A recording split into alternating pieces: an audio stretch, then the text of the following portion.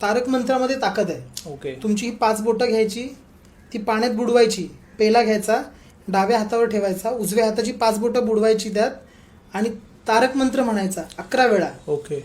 आणि ते अभिमंत्रित जल आहे ना तुमच्या संपूर्ण घरात शिंपडायचं. ओके. लोक म्हणतात इथं मीठ ठेवा, तिथं मीठ हा, ठेवा, हा, हा. कशाला तुम्ही खर्चात पडताय. Correct correct. इथं खड्याची वाटी ठेवा, मग ते फ्लश करा, हा. घरातल्यांना ताप, मग ती आई शिव्या घालणार, अरे मीठ एवढं वाया घालवतोय. हा. सरळ पाणी घ्यायचं, बिन पैशातला उपाय हा. पाणी घ्यावं, त्यात 5 बोटं डुबवायची आणि तारक मंत्र 11 वेळा म्हणायचा. ओके. आणि ते अभिमंत्रित पाणी तुम्ही घरामध्ये शिंपडा. एखादी आजारी व्यक्ती असेल, रोगी व्यक्ती असेल, त्याला ते तीर्थ म्हणूनच तुम्ही द्या. पेढा तुमच्या हातात आल्यानंतर तुम्ही प्रसाद म्हणून ग्रहण केलात तर तो तुम्हाला बाधणार नाही. पण तुम्ही मिठाई म्हणून खाल्ला अतिरिक्त तर तो तुम्हाला बाधणार. करेक्ट. ज्याने विठ्ठल मात्रा घ्यावी